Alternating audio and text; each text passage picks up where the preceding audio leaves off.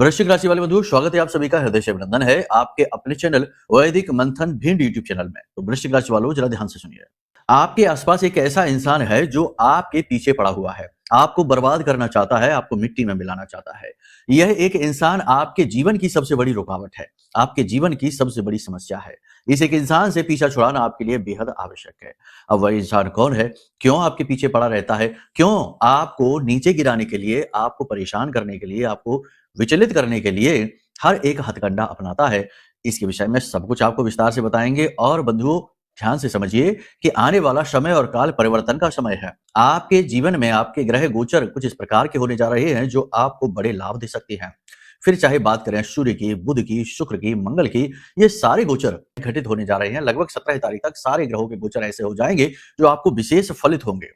इसी के साथ साथ आपको हम बता दें कि यदि आपकी जन्मपत्री में भी इन 4 ग्रहों की स्थिति मजबूत है, तो आने वाला समय और काल आपके लिए जबरदस्त कामयाबी का समय होगा, भाग्योदय का समय होगा, उन्नति का समय होगा। आपको सारी बातें जो हम आगे बताने वाले हैं, इन्हें ध्यान से सुनना है। हम आने वाले समय और काल की यानी 3 से 5 दिनों की 5 बड़ी भविष्यवाणियां भी करेंगे, जिसमें आपको हम बताएंगे कि आपको कौन से कार्य करने हैं, कौन से नहीं करने हैं। कुछ ऐसे कार्य हैं जिन्हें भूल कर भी मत कर लेना। अगले 3 से 5 दिनों में आपके जीवन में कुछ ऐसी परिस्थितियां बनेगी जो बनने वाले इन शुभ ग्रह योगों का आपको लाभ नहीं लेने देगी, यानी इनसे आप वंचित हो जाएंगे। यही नियति रहती है, यही भाग्य की विडंबना रहती है कि हर वक्त जीवन में एक धर्म युद्ध छिड़ा रहता है। जो धर्म युद्ध भगवान श्री कृष्ण ने अर्जुन को समझाया, महाभारत काल में गीता के उपदेश के रूप में अर्जुन को दिया, कैसे जीवन के इस धर्म संकट से, धर्म युद्ध से विजेता बनना है। यानी कि हमेशा जीवन की परिस्थितियां विपरीत रहती हैं। बुद्धिमान इंसान सही निर्णय लेते हुए आगे बढ़ता है तो विपरीत परिस्थितियों को भी अनुकूल परिस्थितियों में बदलने का सामर्थ्य उसमें उत्पन्न हो जाता है, अर्जुन की भांति। लेकिन यदि जो परिस्थितियों के साथ बहता चला जाता है, वह कहीं भी नहीं पहुंचता है, वह केवल अंधकार में पहुंच जाता है। तो कहने का मतलब यह है कि जो परिस्थितियां बनेंगी वो आपको मिटाने के लिए बनेंगी, आपको बर्बाद करने के लिए बनेंगी, गलत फैसले आपसे करवाएंगी, नकारात्मकता की ओर ले जाएंगे, गलत लोग आपके जीवन में आएंगे। तो उसी के लिए ये जो कार्यक्रम है आज का, यह एक अलार्म सिस्टम है। यह आपको पहले ही वार्निंग दे रहा है, पहले ही आपको बताए दे रहा है कि किस तरीके की परिस्थितियां बनेंगी अगले 3 से 5 दिनों में, जिनसे आपको बचना रहेगा। और कौन से वे छोटे-छोटे छिपे हुए संकेत रहेंगे जो आपके भाग्योदय के कारक बनेंगे, ये भी हम आपको बताएंगे। बड़ा ही महत्वपूर्ण कार्यक्रम है, बहुत ही सोच समझकर, बड़ी ही बारीक ज्योतिषीय गणनाओं के आधार पर, साथ ही साथ महामाई के द्वारा दिए गए दिव्य संदेशों के आधार पर इस कार्यक्रम को हमने आपके लिए निर्मित किया है। बस पूरे धैर्य के साथ इस कार्यक्रम को अंत तक देखना है, ठीक है? तो चलिए बंधुओं, कार्यक्रम को शुरू करते हैं। महामाई को याद करते हुए कमेंट बॉक्स में पूरे भक्ति भाव के साथ लिख डालिए, जय मां भद्रकाली कृपा करो। साथ ही साथ महामाई के दर्शन करते हुए ये भी लिख डालिए कि मैं भी माई के परिवार का हिस्सा हूं। बड़े सौभाग्य की बात है कि महामाई के परिवार का हिस्सा बनने का अवसर आपको प्राप्त हो रहा है।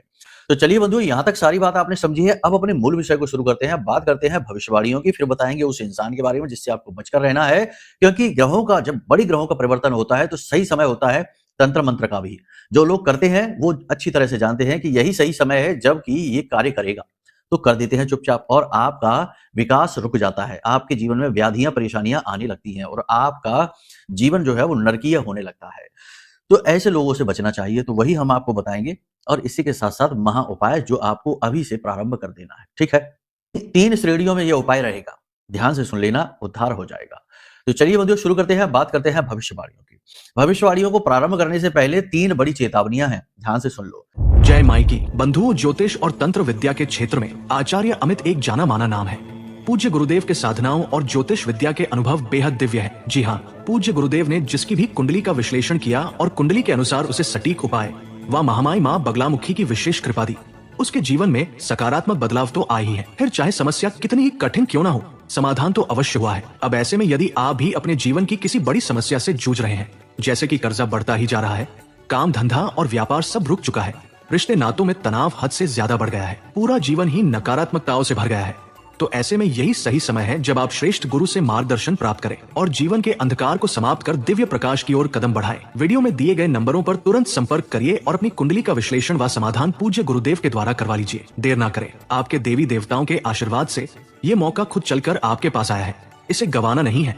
अभी फोन करें और गुरुदेव से मार्गदर्शन प्राप्त करें। महामाई आपका कल्याण करें। धन्यवाद। अगले 3 से 5 दिन आपको 3 चीजों पर बारीक नजर रखनी है।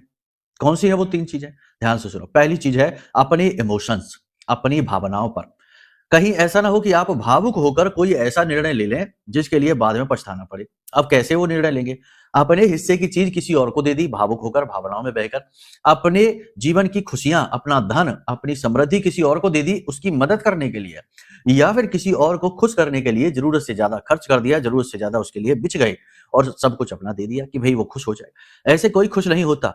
आपसे चीजें लेकर, आपसे पैसे लेकर जो खुश हो रहा है वो खुश ना ही हो तो ज्यादा बेहतर है, क्योंकि उसकी खुशी भी खतरनाक है। तो कहने का मतलब ये है कि आपको अपनी भावनाओं पर नियंत्रण रखना है। और दूसरी बात कि भावनाएं नियंत्रित रहेंगी तो विचार नियंत्रित रहेंगे, क्योंकि भूत भविष्य वर्तमान के हजारों लाखों विचार मन में उठते रहेंगे, कंफ्यूजन क्रिएट करेंगे, इमोशनल अनस्टेबिलिटी क्रिएट करेंगे। तो आपको ये भी थोड़ा सा विचार करना है। अपने आप को केवल उन चीजों पर फोकस करिए, अपने चित्त को केवल वहां फोकस करिए जहां आपकी सबसे अधिक इस समय आवश्यकता है। हजार तरीके की चीजें सोचकर सब कुछ कर पाने की सामर्थ्य तो आपके अंदर भी नहीं है, हमारे भी नहीं है, किसी भी इंसान के अंदर नहीं है। लेकिन उन हजार चीजों में से क्या आज इस समय महत्वपूर्ण है, इस विषय को सोचकर और उसे ठीक तरीके से पूर्ण करने की सामर्थ्य हर एक इंसान के अंदर है। कहने का मतलब यह है कि अपने ध्यान को, अपने फोकस को आज और कल के समय पर ही लेकर जाएं। आज आपको क्या करना है, कल आपको क्या करना है, बस भविष्य के लिए प्लानिंग करें और छोड़ दें, भगवान के ऊपर छोड़ दें। अगर सब कुछ ठीक रहेगा तो सब अच्छा मिलेगा, नहीं ठीक रहेगा तो कोई बात नहीं है, वह भगवान का दिया हुआ है। असफलता है तो वह भी भगवान की दी हुई है, उसे स्वीकार करो और आगे बढ़ो। ठीक है, ये नहीं कि उसी को पकड़े बैठे हैं और रोने लगे, हे भगवान ये क्या हो गया। कोई बात नहीं, ये दरवाजा ना खुला तो कल दूसरा दरवाजा खुल जाएगा। प्रयास लगातार करते रहना है, जरूरत से ज्यादा विचार नहीं करने हैं चीजों के बारे में। मुंगेरी लाल के हसीन सपने नहीं देखने हैं कि हम बिजनेस शुरू करेंगे, उसमें हमें ये फायदा हो जाएगा, वो फायदा हो जाएगा, इससे पार्टनरशिप कर लेंगे, ये नहीं, ऐसी कोई बात नहीं। जो आज है, जरूरी है इस समय पर, बस उसी के बारे में विचारशील बनिए। ठीक है, ये चीज हो गई। दूसरी चीज, अपनी सेहत के बारे में ध्यान से, अपना सेहत का ध्यान दीजिए। सेहत खराब होने वाली है, अगले 3 से 5 दिनों में हॉस्पिटल तक पहुंचने की नौबत आ सकती है। जी हाँ, सेहत का विशेष ख्याल रखिए। सेहत का विशेष ख्याल रखने की इसलिए आवश्यकता है क्योंकि चंद्रमा की गति थोड़ी सी असंतुलित हो रही है, आपके प्रतिकूल हो रही है। क्योंकि चंद्रमा का गोचर स्वास्थ्य के लिए ठीक नहीं माना जाएगा, स्वास्थ्य खराब हो जाएगा। ठीक है, तो थोड़ा सा स्वास्थ्य पर ध्यान देने की आवश्यकता है। सतर्क रहें, बिना सोचे समझे कुछ भी अनाप शनाप चीजें ना खाएं, बाहर की चीजें ना खाएं, गरिष्ठ भोजन ना खाएं, हल्का भोजन खाएं, सुपाच्य भोजन खाएं और थोड़ा बहुत फिजिकल मूवमेंट करें, यानी एक्सरसाइज वगैरह करें, घूमने जाएं, व्यायाम करें, योग प्राणायाम करें। ये आपके लिए इस समय पर बहुत आवश्यक है। इसी के साथ साथ तीसरा, अपने आप को प्रोटेक्ट रखें, अपने आप को सेफ रखें, सुरक्षित रखें। जी हाँ, आपके ऊपर एक अलग प्रकार का अटैक हो सकता है, एक अलग प्रकार का हमला हो सकता है। अब ये हमला क्या है, ध्यान से सुनिए। हमने अभी शुरुआत में ही आपको संकेत दिया था कि जब बड़े ग्रहों का गोचर होने वाला होता है तो इस समय और काल पर किसी भी प्रकार का तंत्र मंत्र आसानी से किया जा सकता है, बंधन की आसानी से किया जा सकता है, नेगेटिविटी अपने आप अट्रैक्ट हो सकती है। तो अपने आप को प्रोटेक्ट रखना है। वो आप कैसे रखेंगे? बहुत ही सरल बात है। यही सही समय और काल है जब आप किसी देवी देवता की अनुष्ठान प्रारंभ कर दीजिए। आज आप इस कार्यक्रम को सुन रहे हैं, कल से ही शुरू कर दीजिए। अनुष्ठान क्या होता है, ध्यान से समझिए। मानकर चलिए कि आप किसी देवी देवता की पूजा करते हैं, जैसे भोलेनाथ की पूजा करते हैं, तो यही सही समय है। प्रतिदिन मंदिर जाइए, मंदिर में बैठकर 1 आध घंटे का समय दीजिए। ये नहीं कि गए और जल चढ़ाकर और भाग आए अभिषेक करके, नहीं। वहां पर जाइए, समय निकाल कर जाइए और बैठकर वहां पर और 11 माला ओम नमः शिवाय इस मंत्र का जाप कर लीजिए, पंचाक्षरी मंत्र का जाप कर लीजिए, शिव चालीसा का पाठ कर लीजिए। तो ये अनुष्ठानिक कर्म हो गया। अनुष्ठानिक कर्म करने से आपकी रक्षा होगी। इसी के साथ साथ जितना हो सके उतना मन से शांत रहने की कोशिश रहिए, यानी मन को विचलित ना होने दीजिए। 50 चीजों में मन को ना उलझाइए। इसने ये कह दिया, उसने वो कह दिया, इसने ऐसा क्यों कहा, इसने ऐसा क्यों कर दिया। ये दुनियादारी की संपूर्ण ठेकेदारी आपके पास नहीं है। तो सब लोगों के बारे में सोच सोचकर परेशान ना होइए। अब वो सब लोग कोई बाहर के लोग नहीं है, आपके अपने ही हैं। बेटा बेटी की बात कर लें, बहू की बात कर लें, भाई की बात कर लें, पिता की बात कर लें, परिवार के सदस्यों की बात करें, मित्रों की बात करें। इसने ऐसा क्यों कर लिया, ये हमारी बात क्यों नहीं सुनता, इसने ये वो 50 तरीके की सोच दिमाग में चल रही है। अब अपना जो असली काम है उससे ध्यान ही हट चुका है। तो कहने का मतलब ये है कि ये जो तमाम दिमाग में जो फितूरबाजी चलती रहती है, इन्हें हटा दीजिए। अपने ऊपर ध्यान दीजिए, अपने कर्म पर ध्यान दीजिए, अपनी सेहत पर ध्यान दीजिए, क्योंकि ये आपकी अपनी कार्मिक यात्रा है। जो जीवन और मृत्यु के बीच जो यात्रा है, ये जन्म जन्मांतर की पवित्र यात्रा है और आपकी स्वयं की यात्रा है। जो आपके आसपास के लोग हैं, वे आपके रिश्ते नाते हैं, वे आपकी बात, आप उन्हें अच्छी बात बताइए, उन्हें कहिए कि सतमार्ग पर चलिए। अगर वो सुन लेते हैं तो बहुत अच्छी बात है, और नहीं सुन लेते हैं तो कोई बात नहीं है, उनका कर्म है, उनके सामने आएगा, वो खुद ही भुगतेंगे। आप व्यथित होना, परेशान होना छोड़ दीजिए। ठीक है? कहने का मतलब ये है कि थोड़ा प्रैक्टिकल होकर आपको सोचना होगा। अपने ऑरा को प्रोटेक्ट रखने के लिए बहुत आवश्यक है, क्योंकि मन व्यथित होने से आपका जो ऑरा है, आपकी जो ऊर्जा क्षेत्र है, वो कमजोर पड़ जाता है, सिकुड़ जाता है, तो मन खराब होना शुरू हो जाता है। ठीक है? यहां तक सारी बात आपने समझ ली है। अब ध्यान से सुनिए, 3-4 चीजें हैं। ठीक है? आप अपनी ईमानदारी से, अपनी मेहनत से, अपनी कुशलता से अपने कार्यस्थल पर विशेष स्थान बनाएंगे, और भविष्य में आने वाले समय और काल में जल्दी ही आपको पदोन्नति प्राप्त हो सकती है, स्थान परिवर्तन हो सकता है, उच्च अधिकारियों से समर्थन प्राप्त होगा, और आपकी सैलरी वगैरह भी बढ़ने वाली है। बिजनेस व्यापार में धीमे-धीमे गति आनी शुरू हो जाएगी, आपको अच्छा लगना शुरू होने लगेगा। हालाँकि जैसा आप सोच रहे हैं वैसा तो कुछ नहीं हो पा रहा है, लेकिन फिर भी जो कुछ भी है वह शांति देने लायक है। तो थोड़ा-सा संतोषी प्रवृत्ति के बनें। असंतोष प्रवृत्ति में ना लेकर आएँ, व्याकुलता ना लेकर आएँ कि ऐसा क्यों नहीं हो रहा, वैसा क्यों नहीं हो रहा। हर एक चीज़ को नियंत्रित कर पाना कोई ज़रूरी नहीं है, और आवश्यक भी नहीं है, और कर भी नहीं सकते हैं। हर चीज़ को नियंत्रित करने के चक्कर में आप स्वयं अपने ऊपर से नियंत्रण खो बैठेंगे, तो ये नहीं। मन की चंचलता पर पूर्ण रूप से नियंत्रण रखें। भूमि, भवन और वाहन आदि से जुड़े हुए कार्य रोक दें। यानी कि कोई एग्रीमेंट करने जा रहे हैं, वाहन खरीदने जा रहे हैं, या फिर मकान खरीदने जा रहे हैं, एडवांस वगैरह देना है वो आप दे सकते हैं, लेकिन उसका अधिग्रहण, यानी कि उसका उसका कहते हैं ना पोजेसन, वो 14 तारीख के बाद ही लेना, उससे पहले नहीं लेना। छोटी-छोटी बातों को दिल से लगाना छोड़ देना, छोटी-छोटी बातें, छोटी-छोटी चीज़ों को अपने मन से नहीं लगाना है, विस्तार देना है अपनी सोच को। कोई क्या कहता है, किसी की क्या सोच है, कोई आपके बारे में क्या जानता है, इन सब चीज़ों से आपके ऊपर कोई फ़र्क नहीं पड़ना चाहिए। चाहे इंसान की अपनी जो सोच है, वह कैसी भी बनी रहे, आप अपनी सोच, अपने विचारों को सँभाल कर रखिए। लंबी दूरी की यात्राएँ, ज़्यादा लंबी दूरी की यात्राओं को अवॉइड करिए। छोटी-मोटी यात्राएँ आएँगी, आने दो, कोई समस्या नहीं। किसी प्रकार की धार्मिक यात्रा भी आप कर सकते हैं। पूजा-पाठ अनुष्ठान में आपकी रुचि बढ़ेगी। किसी प्रकार की प्रतिस्पर्धा में इस समय आप ना पड़ें। किसी भी प्रकार का कॉम्पिटिशन है, उसमें आप ना पड़िए। अपने आप की तुलना किसी से भी ना करिए। अपने जीवन की उपलब्धियों को भी किसी और की उपलब्धियों के साथ कंपेयर करने की कोशिश ना करिए। आप अपने आप से ही अपने को कंपेयर करिए, किसी और से नहीं। शारीरिक परिश्रम इस समय पर आपको करना पड़ेगा, मेहनत करनी पड़ेगी। नौकरी यदि कर रहे हैं तो छुट्टी के समय भी या ओवरटाइम करना पड़ेगा। किसी प्रकार का अचानक से अवरोध जीवन में उत्पन्न हो सकता है। कोई व्यक्ति ऐसा हो सकता है, या कोई ऐसी घटना आपके जीवन में हो सकती है जो आपके चलते हुए कार्य में अचानक से गति को रोकने का कार्य करेगी। तो इस बात से परेशान नहीं होना, चिढ़ना नहीं है। यदि ऐसा होता है तो यह ईश्वर की मर्ज़ी मानकर स्वीकार कर लेना, क्योंकि ये वैसे भी समय और काल ऐसा है नहीं जिसमें आप कोई लंबी छलांग लगाएँ, कोई बड़ी डील, बड़ा एग्रीमेंट आप करें। कर्जा लेने से इस समय और काल पर आपको बचना है, क्योंकि इस समय और काल पर, यानी अगले 3 से 5 दिनों में आप जो कर्जा लेंगे उसे चुका पाना थोड़ा-सा मुश्किल रहेगा। लेकिन ठीक इसी प्रकार अपने बिज़नेस व्यवसाय के लिए यदि कोई लोन वगैरह लेना चाहते हैं तो वो आप ले सकते हैं, उसमें आप उन्नति हासिल करेंगे। कुछ लोग आपसे नाराज़ हो जाएँगे, आपसे बिना मतलब में ही शत्रुता बना लेंगे। आप सोचते रह जाएँगे कि आपने ऐसा क्या किया है जो इसे बुरा लग गया, लेकिन आपको कुछ पता नहीं चलेगा, क्योंकि ये लोग वही लोग हैं जो आपको सुखी देख नहीं सकते हैं। आपके हर एक सुख में इन्हें कष्ट प्राप्त होता है। तो ऐसे लोगों को जाने दो, कोई उनके जाने से अंतर नहीं पड़ेगा आपके जीवन में, जो अंतर पड़ेगा वह अच्छा ही होगा। इस समय और काल पर यह भी हो सकता है कि आपके कुछ नए मित्र बनेंगे। जो नए मित्र बनेंगे उन्हीं में से कुछ मित्र ऐसे होंगे जो आपकी उन्नति के कारक बनेंगे, यानी कि वही आपके नए कॉन्टैक्ट होंगे। यानी आपके नए कॉन्टैक्ट बनेंगे, नए संपर्क बनेंगे, जो आपकी आर्थिक उन्नति, आपके बिज़नेस व्यापार को या नई नौकरी प्राप्त करने में आपकी मदद करेंगे। नए प्रेम संबंध भी बन सकते हैं, लेकिन प्रेम संबंधों में थोड़ी-सी सतर्कता की आवश्यकता है। यूँ ही भावनाओं में बहकर निर्णय लेंगे तो अपने जीवन को और अपने चरित्र को खराब कर बैठेंगे। प्रेम संबंधों में थोड़ा बहुत प्रेम तत्व बढ़ता हुआ सा महसूस होगा, लेकिन कहीं न कहीं अविश्वास भी रहेगा, कहीं न कहीं तनाव भी हो सकता है, झगड़ा भी हो सकता है, किसी तीसरे व्यक्ति की बातों में आकर या पुरानी किसी घटना को याद करके तनाव की स्थिति उत्पन्न हो सकती है। दाम्पत्य जीवन में जीवन साथी से सपोर्ट खूब मिलेगा, लेकिन जीवन साथी का समय नहीं मिलेगा। कहने का मतलब ये है कि जीवन की भागदौड़ में दाम्पत्य सुख में कमी आ जाएगी।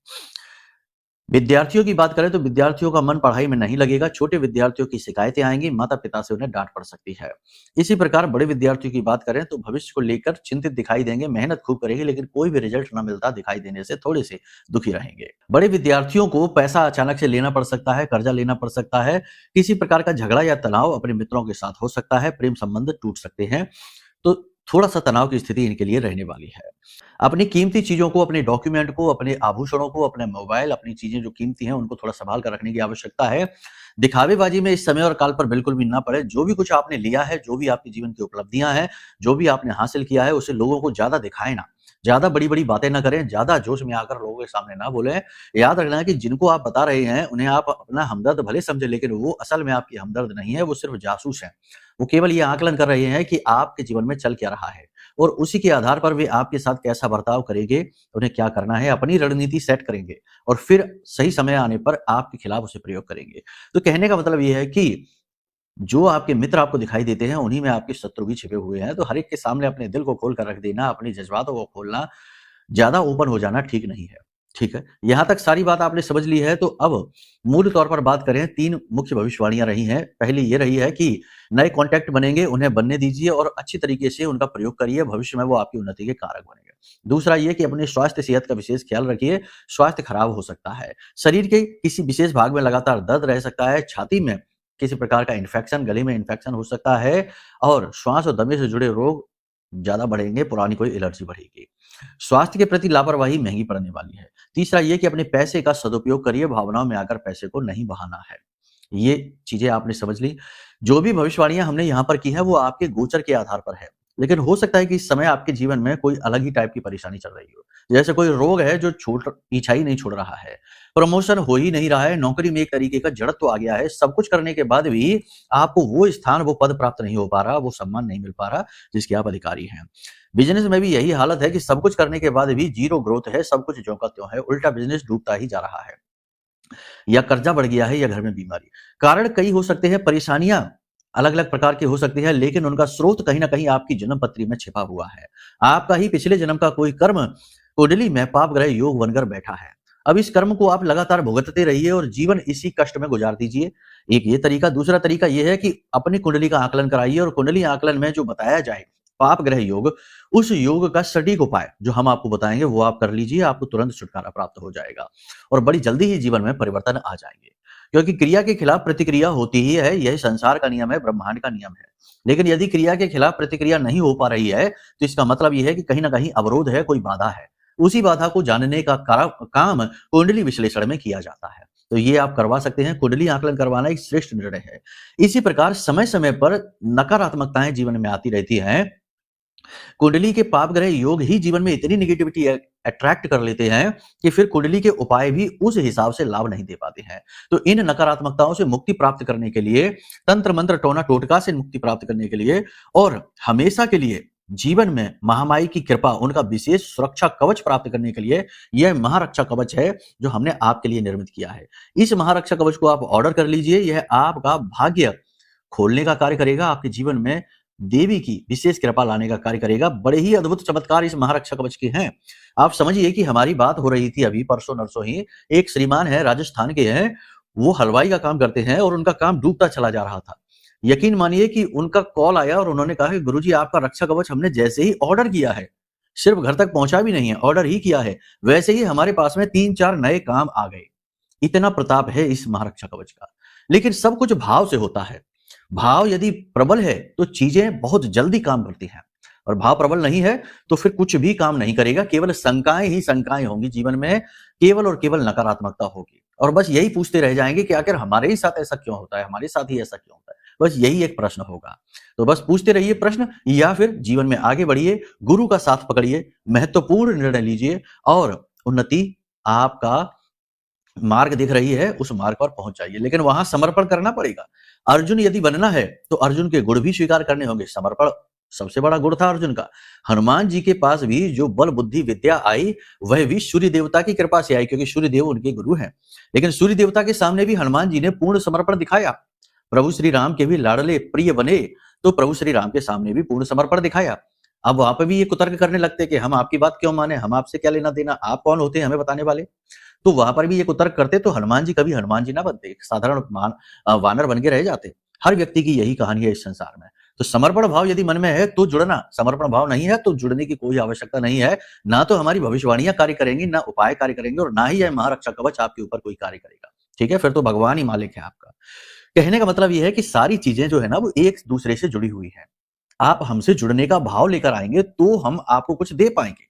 यदि आप अकड़ में ही रहेंगे, अपने आप में ही रहेंगे, अपने आप को कुछ समझते रहेंगे, तो बने रहिए, चाहे जितने बड़े 30 मार का बने रहिए। समय की जो चक्की चलती है ना, उसमें अच्छे-अच्छे पिस गए, केवल वही बचे जो भक्त थे, केवल वही बचे जो समर्पित थे।